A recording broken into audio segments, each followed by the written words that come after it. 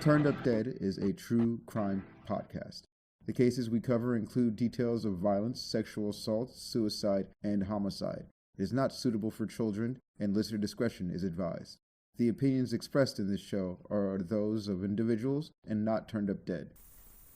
In a supermarket, in a suburb of Perth, Western Australia, employee Matthew was stacking shelves on his first day back at work after a holiday when his supervisor, Jemma Lilley, approached him. "I did it," she told him. When Matthew inquired what she had done, Jemma Lilley replied, "I did it. I killed someone." Matthew may have thought that Jemma, who was known to have a love of knives and horror, was joking, but she then went on to say how the killing hadn't gone to plan, and explained, quote, "The wire broke. I had to get Trudy to hold him down. There was a lot of blood." End quote. Later on, Jemma showed Matthew a photograph in a newspaper of a local 18-year-old man who at the time was missing. Jemma commented on how dumb the police were for wanting to find a woman and a man named Daniel, and added that they'll never find the woman. During the same shift, Jemma showed Matthew a tattoo design she said she wanted to get. The tattoo depicted a medieval-style jester, which was suspended like a puppet, but hanging limp on the end of the strings. Jemma told Matthew that she wanted the design to signify what she had done, a symbol to represent the significance of killing someone. Matthew told her that she could be in trouble if he went to the police. Jemma Lilley replied, quote, "I don't think he will tell anyone, but if he did, I would have to make that problem go away." End quote. After the shift, Jemma texted Matthew. One of her messages read, "It's okay, I'm a good storyteller. I was quite convincing, wasn't I?" But the 25-year-old supermarket supervisor's story of killing the missing young man was what a jury would later conclude to be true. Welcome to Turned Up Dead. I'm Fiona, and the true crime story I'm going to tell you today is of the callous murder of 18-year-old Aaron Pajich Sweetman. Although she hadn't lived with the young man she had met at church very long, Adrienne Reed found it unusual when Aaron, her lodger, didn't return home one evening, and that her text messages to him went unanswered, and her phone calls straight to voicemail. Earlier the same day, on the morning of Monday, June 13th, 2016, she had dropped Aaron off at a local shopping centre to meet a woman who she believed would take Aaron to meet a friend of his. Aaron had seemed happy, and they had told each other, "God bless you," before Aaron, wearing dark grey cargo pants, a light blue long-sleeved t-shirt, and a beige grey jacket, went into the Rockingham shopping centre. The next day, still not having seen or heard from Aaron, or being able to contact him, and already having looked for him at the college, the park, his dad's house, and his gaming haunts, she contacted police and reported her new housemate and friend, who called her Lady A, as missing. By Friday, June 17th, there still hadn't been any sight or word from Aaron, and the police appealed for the public's help. By Saturday, 18th of June, neither Aaron's bank account nor travel pass had been used, and his phone remained switched off. Aaron's mother, Sharon Pajich, told 9 News Perth, quote, "What goes through your mind is the worst. That something has happened, and I don't want to lose a child." End quote. Sharon pleaded to the public for help, saying, "I need help to find where he is. We are worried. His dad is worried out of his mind." It was on this day, while stacking shelves in the supermarket aisle, that Jemma Lilley told her story of killing Aaron to her colleague Matthew. Either due to disbelief or fear of Lilley making good on her threat, Matthew didn't inform police. The last time Aaron had been seen by anyone who had been in contact with the police was shortly before 10 a.m. on June 13th, when Lady A dropped him off at the Rockingham Centre. Aaron's phone records revealed that the last call to his phone that he had answered had been from Trudy Lennon. On Sunday 19th of June, the Major Crime Squad joined the investigation into Aaron's disappearance. The next night, Trudy Lennon and Jemma Lilley returned to their home in the Perth suburb of Aurelia to find police waiting for them. One police detective stopped Lilley as she went to get on one of her motorbikes and asked to look around the property. Lilley obliged and showed police into her home. In the living room, which Lilley used as her bedroom, a square of carpet had been cut from the floor. The room was decorated with horror posters and other gory memorabilia. In the kitchen, a Chucky doll stood next to a set of kitchen knives, holding a knife of its own. Lilley showed police outside the house and lifted a tarp to show some red tiles which had been badly laid on what looked like a newly laid slab of concrete. When police asked Lilley where she had been on June 13th, she said she had gone on a motorbike ride to Mundering, which is about 50 kilometres from her home and in the opposite direction from the Rockingham Centre. She detailed the route she had taken and said that the hot roast she had had at her hotel was worth going for. Trudy Lennon also denied meeting anyone at the Rockingham Shopping Centre on 13th of June 2016. On Tuesday 21st of June, Aaron's stepmother, Veronica Desmond, appeared on 10 Eyewitness News Perth and said she was worried that something had happened to Aaron or that someone had harmed him. Aaron hadn't contacted his father, who he would often call, sometimes even daily, and knowing that Aaron could be easily led, perhaps more so than an average 18-year-old, as Aaron was autistic, she worried that they were too late and something worse had happened. There had been a number of reported sightings of Aaron, but despite none of them being confirmed by police, Veronica said she was, quote, trying to be positive that yes, that was him, and he's just for some reason decided to, I don't know, go off for a while, but it is sort of very unlike him, end quote. 3 of the places where Aaron had reportedly been seen were on Wednesday at the Rockingham Centre ordering a coffee, at a cinema, and at a bank. However, Aaron's bank account and public transport card hadn't been used since he disappeared more than a week earlier. Now armed with a warrant, police returned to do a thorough search of Lennon and Lilley's residence. The recently laid red tiles and layer of cement were removed, and underneath a blue tarpaulin, in a shallow grave, and wrapped in a white drop sheet, was the body of 18-year-old Aaron. There was a stab wound and bruising to his neck, defensive wounds on his hands, and a further 2 stab wounds to his chest. The women, who were already in police custody for questioning, were charged with murder. Inside the house, police seized multiple knives, including machetes, scalpels, butcher's knives, and a knife set that included a bone saw. A notebook was also taken. Inside was a handwritten, alphabetized list of methods of torture and notes about choking and strangling by garrote. In the garage, police found a cooking pot which contained a large chunk of meat submerged in acid. Aaron's family were given the life-shattering news that night.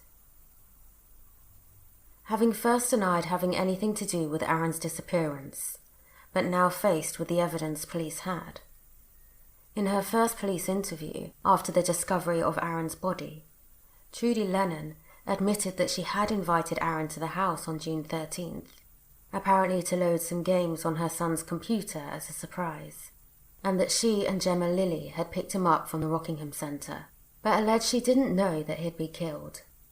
Lennon claimed that when they got to the house, she had gone to lie down because she felt unwell. She said she had fallen asleep, and that when she awoke, Aaron wasn't there. She said she had suspected that something might have happened to Aaron, and mentioned there being, quote, some DIY stuff happening out the back, end quote.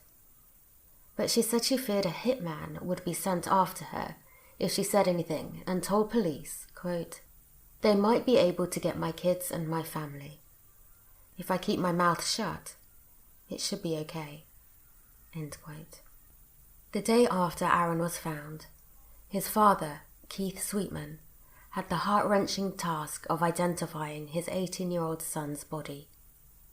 As forensics continued their search of the crime scene, news broke that Aaron had been found deceased and that 2 women were in custody, but no details of the manner of his death were revealed.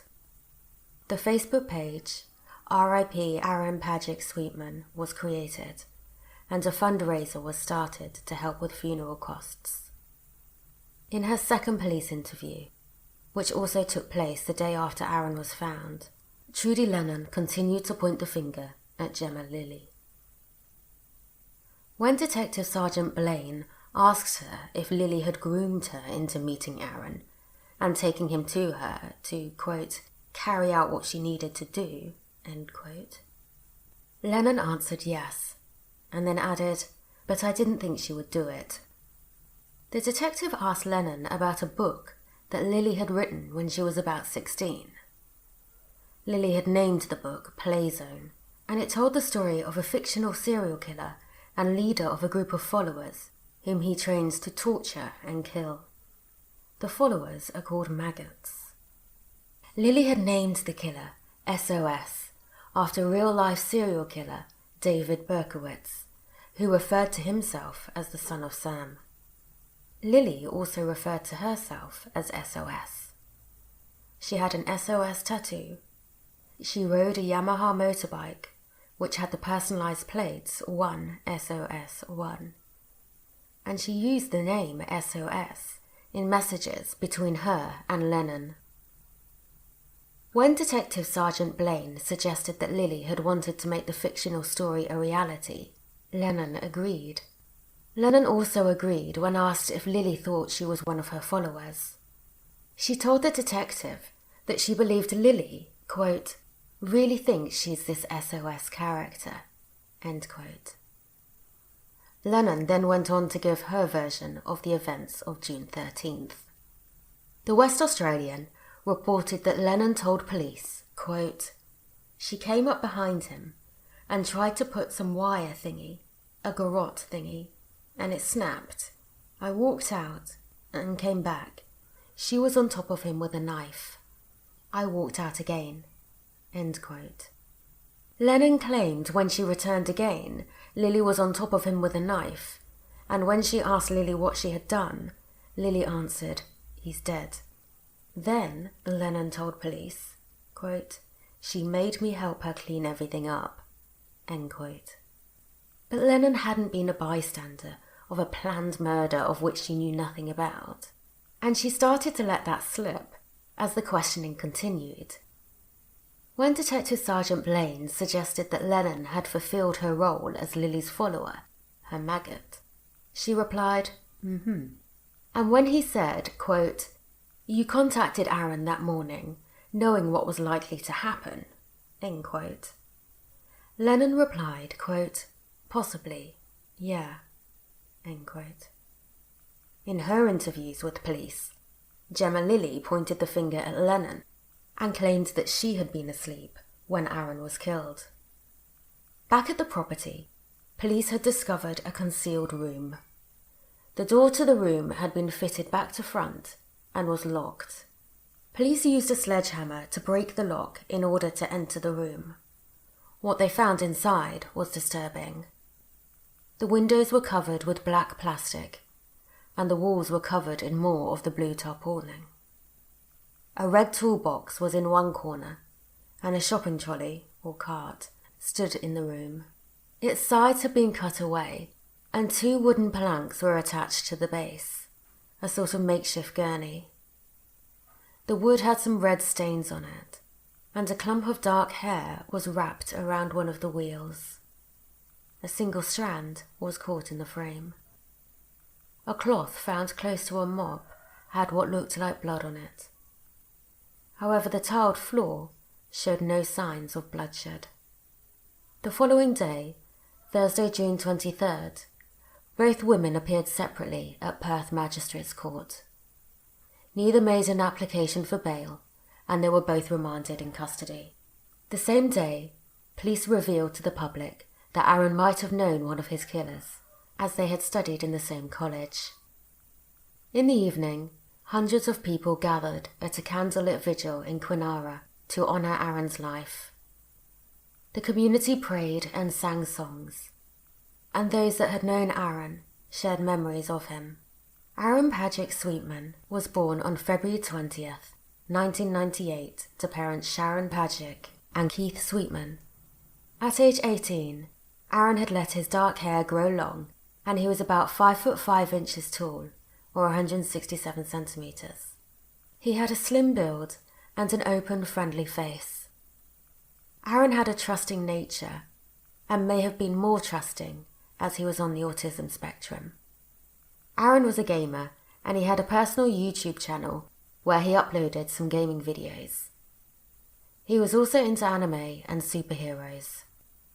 His Facebook memorial page is full of friends and family telling him to fly high, and people have posted happy birthday wishes to him every year since his death.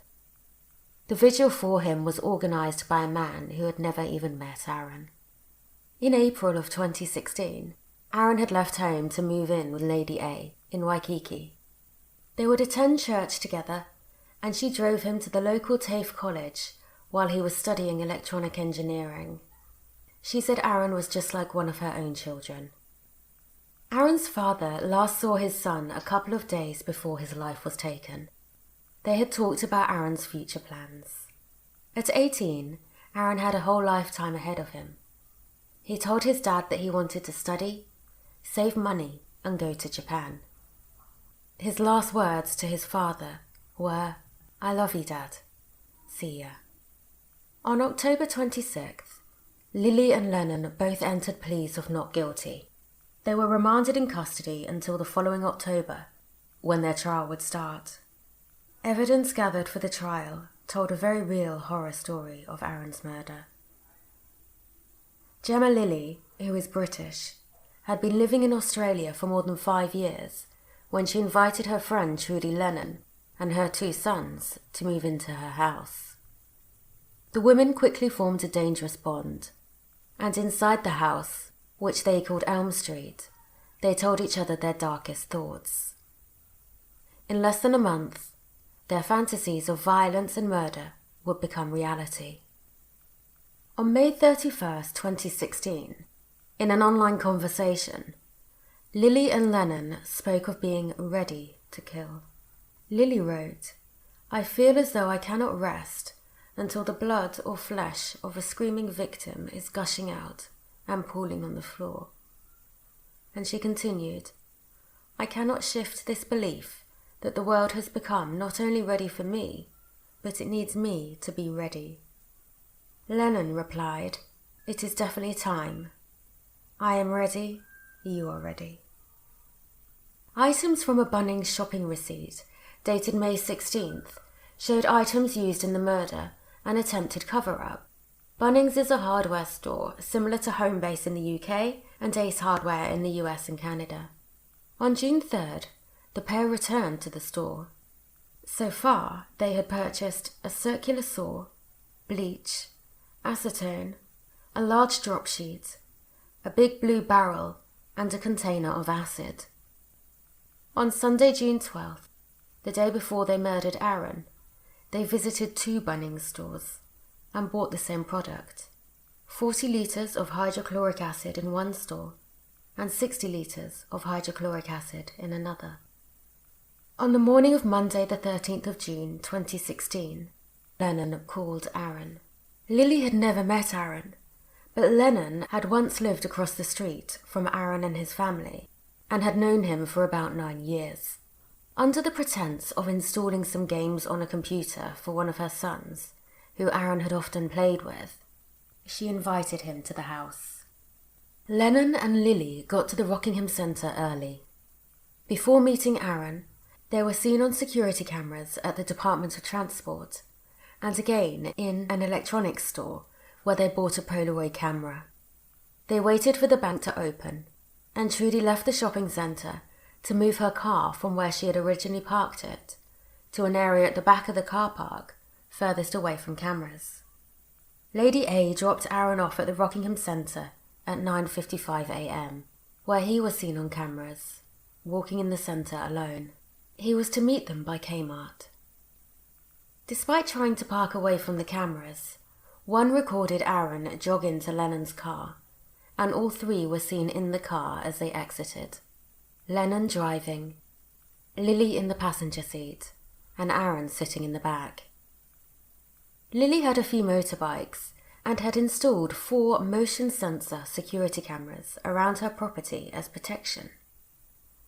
And it was one of these that caught her, Lennon, and Aaron entering the house via the back entrance at 10:30 that morning. About 30 minutes later, the same camera was activated, and it picked up Lennon exiting and then re-entering the house, carrying what looked like a large knife. After this, it's assumed the cameras were switched off, as there's no more footage from that day. As to what happens next, no one but Lilley and Lennon know the whole truth. However, some of Lennon's claims were matched by the huge amount of evidence left behind. It's believed that once in the living room, Lilley approached Aaron from behind and wrapped her garrote around his neck. Aaron struggled, causing the wire of the garrote to snap. Lilley then stabbed Aaron 3 times, with Lennon helping to hold him down. 2 of the stab wounds were to his chest, puncturing his liver and lungs, and the third was to his neck, which severed a jugular vein. Aaron's body was then moved to the plastic-covered room, and the women started their clean-up. Lennon alleged that Lilley's first plan was to cut up Aaron's body. Going by the amount of hydrochloric acid they had bought, and the meat in acid experiment in the garage, it is thought that both women had initially planned to dispose of Aaron's body via dismemberment and acid. However, this plan was abandoned and replaced with the one to bury him. The day after killing Aaron, Lilley tattooed SOS on Lennon's forearm.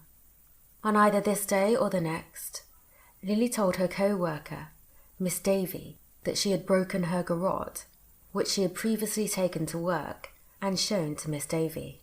When Lilley was telling her this, her co-worker noticed scratch marks on Lilley's arms and a bite mark on her wrist. The killers made further trips to Bunnings and visited a salvage yard where they purchased 10 boxes of red floor tiles for $50 Australian. They then wrapped Aaron's body in a white drop sheet and put it in the hole they had dug. They laid some blue tarpaulin on top and mixed the concrete. One of Lennon's sons, maybe the one that Lennon had used to get Aaron to come to the house, unknowingly helped his mother and Lilley pour concrete and tile over Aaron's body. On June 18th, in the aisle of the supermarket, Lilley told Matthew she had killed Aaron. On Sunday, June 19th, Lilley messaged a tattoo artist and said she wanted to change the gun the jester in her planned tattoo was holding to a knife. She had already made an appointment to get the tattoo. On Monday 20th, the women returned home and denied knowledge of Aaron's whereabouts to the police, who Lilley had joked about being dumb just 2 days earlier. Aaron's funeral was on the afternoon of July 12th. It was a bright sunny day for what was described as a touching and beautiful send-off. Family and friends gathered to celebrate Aaron's life, and at his stepmother's request, some of his friends and family dressed up as superheroes, and in place of flowers, people bought and released balloons. During the service, photographs of Aaron throughout his life were projected on a screen. One of Aaron's former teachers spoke about knowing Aaron. She described a young man with a big heart and a loving, trusting nature, with a lot of love to give. She said he was, quote, joyful, helpful, always had a smile on his face, end quote. She told of an occasion when Aaron had been a student of hers, and he had invited her to his birthday party. When she explained how, as his teacher, she couldn't go, Aaron replied, quote, "But Miss Waesa, you're not my teacher. You're my friend," end quote. So, she said she took her son, and they went to Aaron's party and had a fantastic time. Miss Waesa said, quote, "I remember that day like yesterday." Aaron's parents described the day as the most difficult in their life. On their behalf, the pastor delivered a eulogy. Aaron drew out kindness, he said, and poured generosity out from everyone he touched. He was everyone's best friend. On behalf of Aaron's mother, he read, quote, "To my son, I bid you farewell, and you taught me more about life than anything I've ever experienced," end quote. A private cremation took place after the ceremony. Lilley and Lennon were tried together, and their trial began at Western Australia's Supreme Court on October 2nd, 2017. Both defendants were pleading not guilty to murder. The prosecution argued that both women were guilty of murder and that the evidence showed them to have worked together in killing Aaron. Lilley had choked him with her garrote until it broke, and then she had stabbed him, while Lennon held him down. The murder had been a fulfillment of their shared violent fantasies, with Lilley's motivation being to indulge her homicidal tendencies, and, as the prosecutor told the jury, quote, "for the euphoria and exhilaration of it." Lennon's motivation, they said, included a desire to serve Lilley. Sticking to the versions of events surrounding Aaron's death, which they had told police, the defendants deployed what's called a cutthroat defense, where each defendant blamed the other in an attempt to exonerate herself.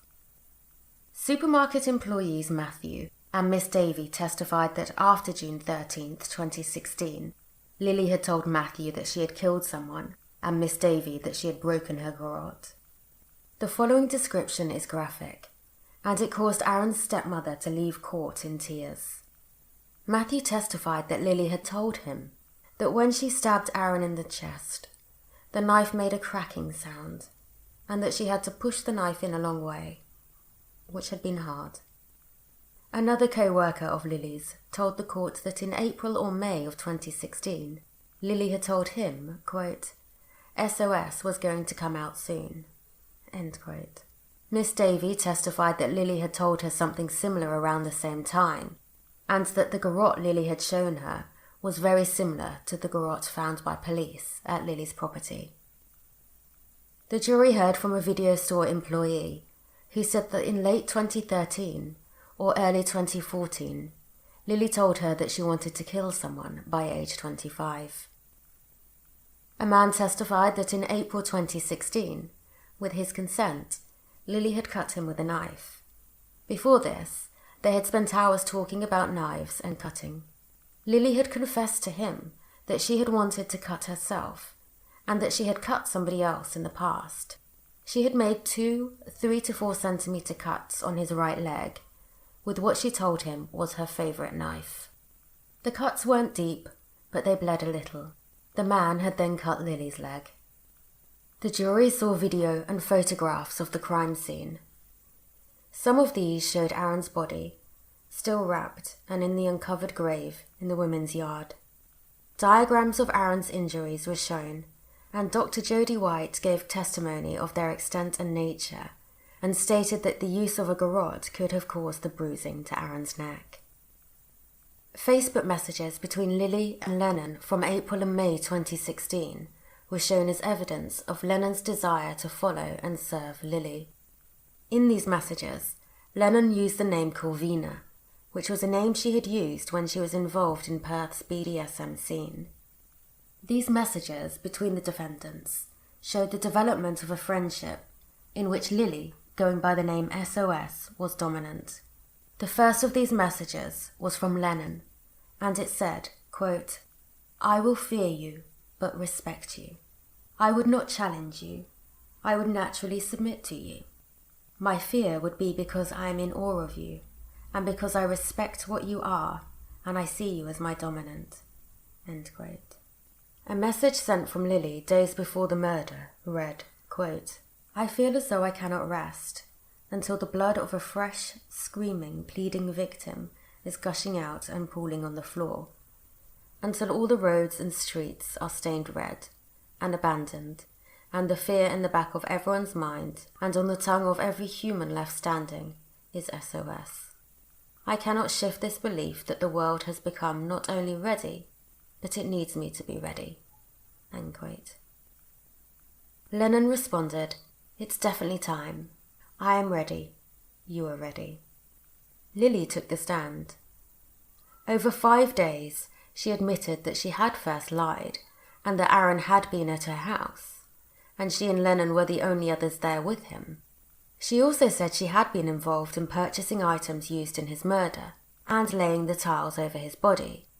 She even admitted that the garrote used in the murder was identical to hers. However, she alleged that once they got to the house after being at the Rockingham Centre, she went into her bedroom and fell asleep.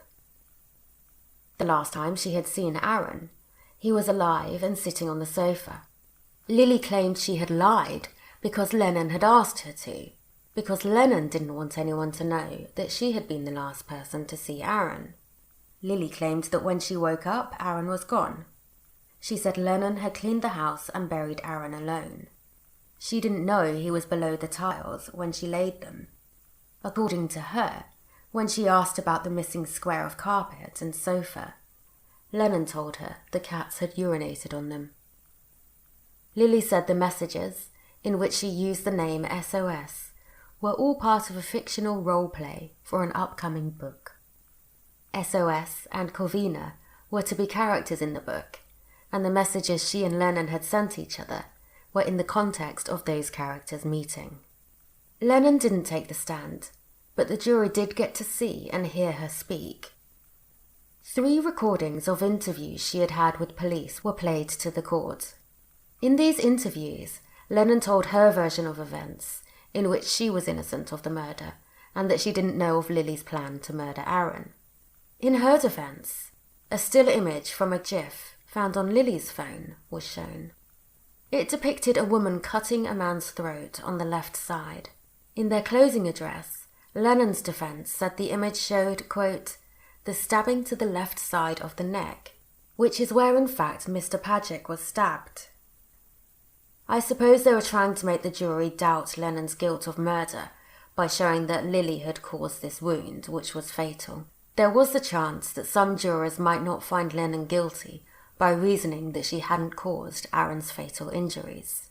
On November 1st, 2017, the jury deliberated for just 2.5 hours before coming to the decision that both defendants were guilty of murder.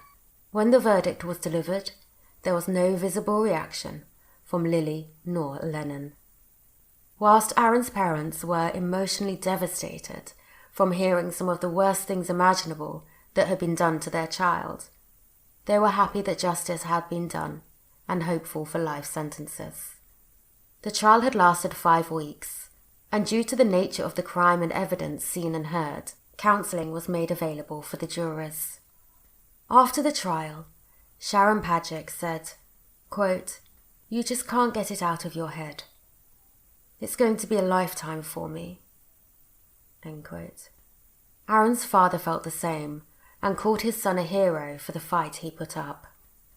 On February 28, 2018, Aaron's killers were both sentenced to life with a minimum of 28 years. The Supreme Court judge described what they had done as morally repugnant. After the sentencing, Aaron's stepmother had a message for the killers. Through the media, she told them, quote, "I hope you live to regret what you've done." End quote. Okay, I'm going to share some thoughts and updates. My thoughts are just my personal thoughts based on what I was able to read and watch about this case. I have no background in law enforcement, or psychology. I'm glad that both Lilley and Lennon were found guilty of murder, and I think their sentences were deserved.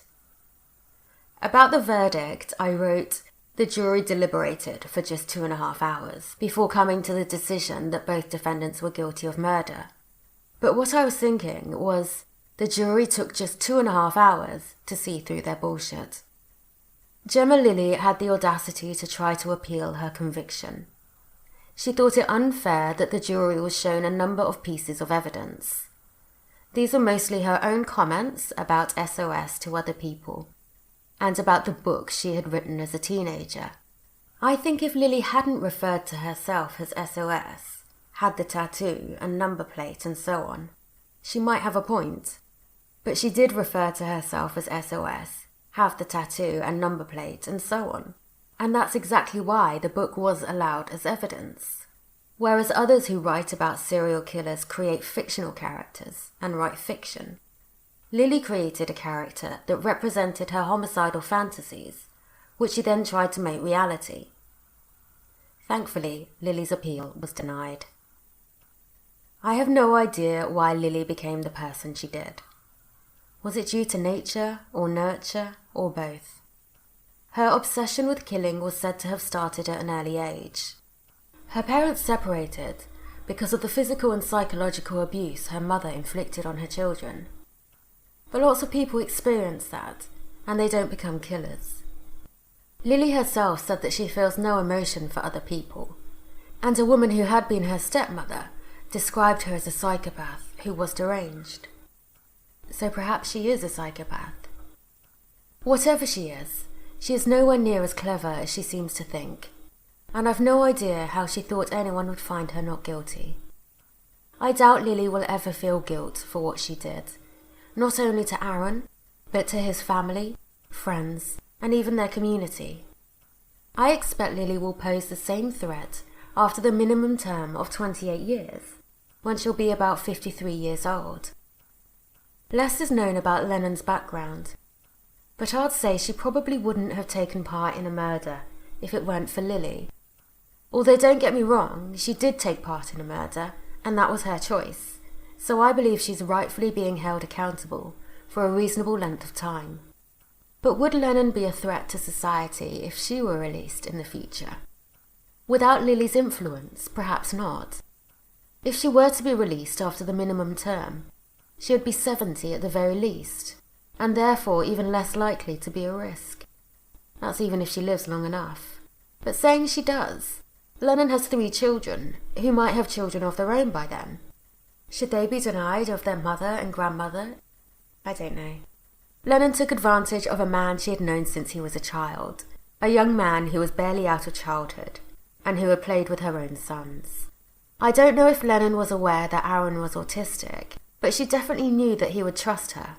I think it's fair to say that if Lennon hadn't invited Aaron to the house, he would still be alive, and that's not even considering her actions during the killing. Lennon also involved her own child in the attempted cover-up, so maybe her children and any grandchildren are better off without her. How traumatizing must it have been for her son when he discovered that he had helped his mother conceal Aaron's body. After the verdict of guilty was given, Aaron's father said, quote, "I'm devastated. I'm lost. I don't know how to continue from here on, but I have to. We're never going to recover from this." End quote. In May 2020, Aaron's father was financially compensated for the enduring mental suffering he now lives with that was caused by Aaron's murder. After Aaron was killed, he felt guilty that he may have made his son more vulnerable by being overly protective of him. This led to drinking, comfort eating, and suicidal thoughts. I did read that he sought psychological treatment, and I hope this money will allow him to continue getting the support he needs. It breaks my heart to hear that he felt guilty. From what I can see, he was doing his best for his son, who was tricked by an old neighbour. There's no way to prepare anyone for that. At his funeral, Aaron's former teacher shared a message which I'd like to end this episode with. She said, "There are a lot of vulnerable members of our community, the elderly, young children, people with disabilities. When you come across someone who is vulnerable, think of Azza. Don't laugh at them. Don't ridicule them. Don't isolate them. Wrap your arms around them and make them feel loved. And if you can't embrace them, that's okay. But please don't hurt them. Just let them be. Thank you for listening to this episode of Turned Up Dead.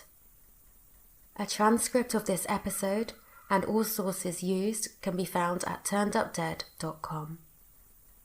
Remember, if you listen carefully, even the words of liars will tell you the truth.